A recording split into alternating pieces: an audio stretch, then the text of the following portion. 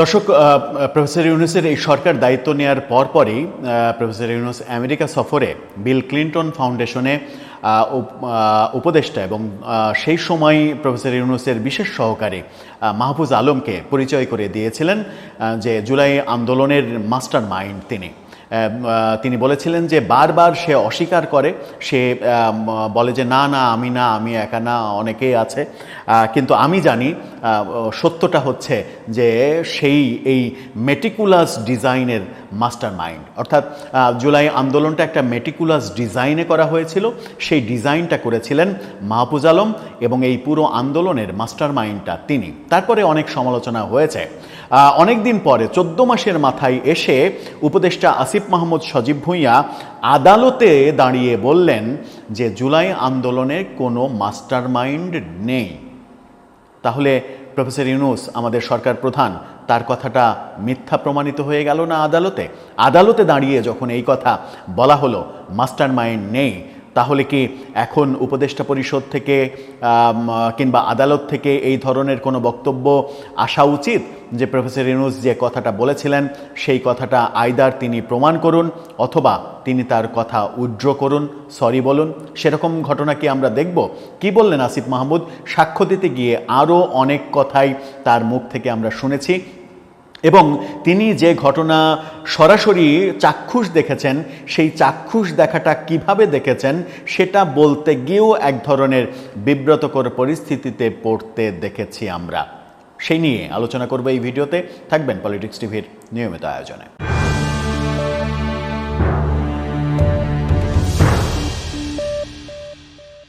দর্শক, বলছিলাম উপদেষ্টা আসিফ মাহমুদ সজীব ভুঁইয়ার কথা। তিনি আজকে আদালতে দাঁড়িয়ে বলেছেন প্রফেসর ইউনূসের ওই মাস্টার মাইন্ড থিওরি মিথ্যা, সেটা ভুল।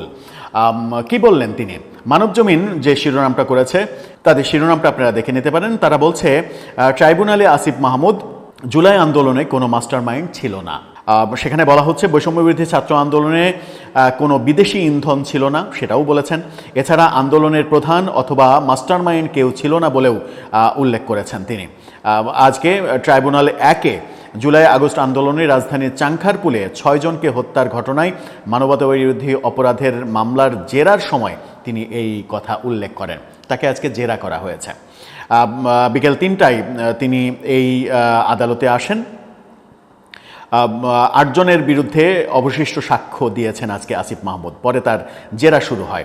প্রথমে জেরা করেন শাহবাগ থানার সাবেক ওসি অপারেশন মোহাম্মদ আরশাদ হোসেনের আইনজীবী সাদ্দাম হোসেন অভি। জেরার এক পর্যায়ে আসিফকে তিনি জিজ্ঞাসা করেন, আপনাদের আন্দোলনে কোনো মাস্টার মাইন্ড ছিল কি না? জবাবে এই উপদেষ্টা বলেন, গত বছরের 5 জুন কোটা প্রথা পুনর্বহালের রায়ের পর আমরা 58 জন সমন্বয়ক সহ সমন্বয়ক মিলে বৈষম্যবিরোধী ছাত্র আন্দোলনের ব্যানারে আন্দোলন শুরু করি। এতে কোনো রাজনৈতিক দলের ইন্ধন ছিল না, আন্দোলনের প্রধানও কেউ ছিল না, সমন্বয়কদের সবার মর্যাদা সমান ছিল। সমন্বয়কদের সবার মর্যাদা যদি সমান থাকে তাহলে আপনি কিভাবে উপদেষ্টা হলেন? অন্যান্য সমন্বয়করা সাধারণ সমন্বয়ক কিংবা সাধারণ কর্মী থেকে গেল, এই প্রশ্নটাও তো কেউ করতে পারে। যাই হোক, যোগাযোগের মাধ্যম কি ছিল? আইনজীবীর এমন প্রশ্নে তিনি বলেছেন, যোগাযোগের মাধ্যম হিসেবে আমরা ফেসবুক ও হোয়াটসঅ্যাপ ব্যবহার করেছি।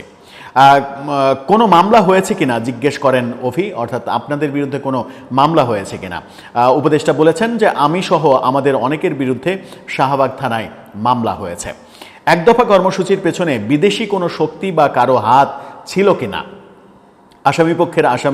আসামি পক্ষের আইনজীবীর এমন প্রশ্নে আসিফ বলেন, এক দফা কর্মসূচি ঘোষণার পেছনে কোনো বিদেশি ইন্ধন ছিল না, আমরা নিজেরাই সিদ্ধান্ত নিয়েছি। এছাড়া আন্দোলনকারীরাই আন্দোলনের খরচের জন্য ফান্ড তৈরি করেছি।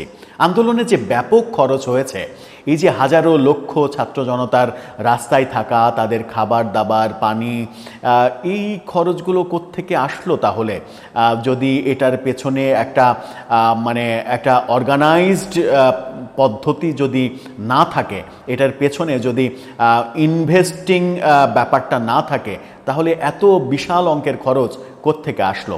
আবার বিদেশি কারো ইন্ধন আছে কিনা এই প্রশ্নের উত্তরে তিনি অস্বীকার করছেন যে বিদেশি কোনো ইন্ধন নেই। কিন্তু আমরা হান্নান মাসুদ সহ অনেকের সাক্ষাৎকারে জেনেছি যে আগস্টের এই ব্যাপারগুলো স্বীকারই করেছেন যে আগস্টের 3 তারিখের আগ থেকে আগস্টের 1 তারিখের দিক থেকেই মার্কিন দূতাবাসের সঙ্গে তাদের যোগাযোগ ছিল, তাদের সঙ্গে কথাবার্তা হচ্ছিল।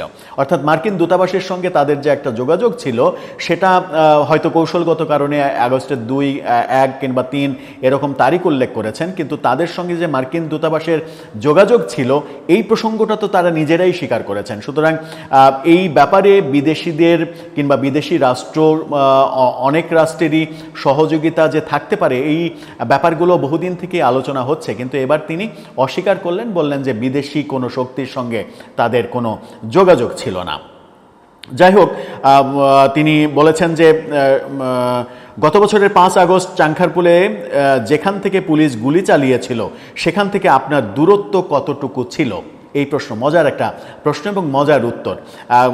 মানে কত দূরে দাঁড়িয়ে তিনি এই গুলি করা দেখেছিলেন, যে পুলিশই গুলি করছে, নির্দিষ্ট কে মারা যাচ্ছে, এই দৃশ্যটা কত দূরে দাঁড়িয়ে দেখেছিলেন? প্রত্যুত্তরে আসিফ মাহমুদ বলেন, আমি 200 মিটার দূরে ছিলাম। 200 মিটার দূরে দাঁড়িয়ে থেকে তিনি দেখেছেন যে নির্দিষ্ট পুলিশ গুলি করছে এবং নির্দিষ্ট কেউ গুলি খাচ্ছে।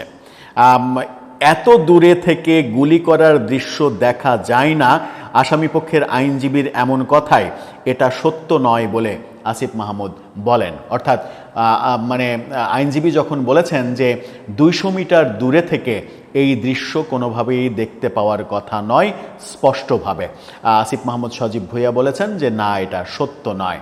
আমার মনে হয় যে সাক্ষ্য দেয়ার ব্যাপারে এই জেরাতে আসিফ মাহমুদ সজীব ভুঁইয়ার এই সাক্ষ্যটা আমার মনে হয় যে অগ্রাহ্য হয়ে যেতে পারে যদি আদালত নিরপেক্ষভাবে তার ভূমিকা পালন করে থাকেন।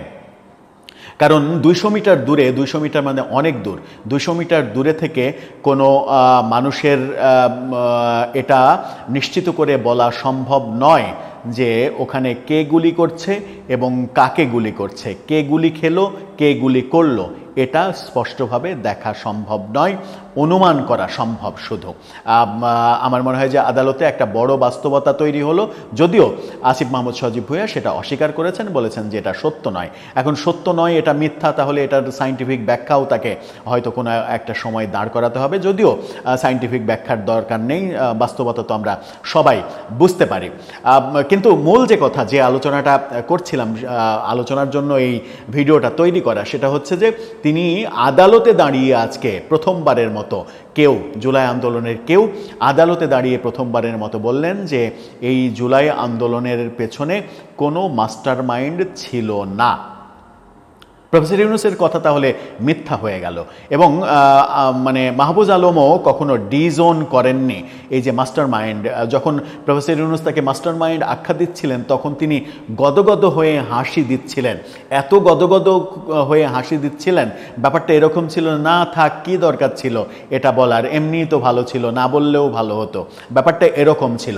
এই যে গদগদ হওয়ার ব্যাপারটা, সেই গদগদ হওয়া ব্যাপারটা এখন যখন আদালতে উপস্থাপিত হলো যে ব্যাপারটা মিথ্যা, তখন আসিফ মাহমুদ সজীব ভুঁইয়ার এই কথাটাকে কি প্রতিবাদ জানাবেন প্রফেসর ইউনূস কিংবা মাহফুজ আলম, নাকি তারা এটাকে সত্য ভেবে তাদের আগের অবস্থানের জন্য তারা দুঃখ প্রকাশ করবেন কিংবা ক্ষমা চাইবেন? দর্শক, এ ব্যাপারে আপনার মন্তব্য জানিয়ে লিখতে পারেন আমাদের কমেন্ট বক্সে।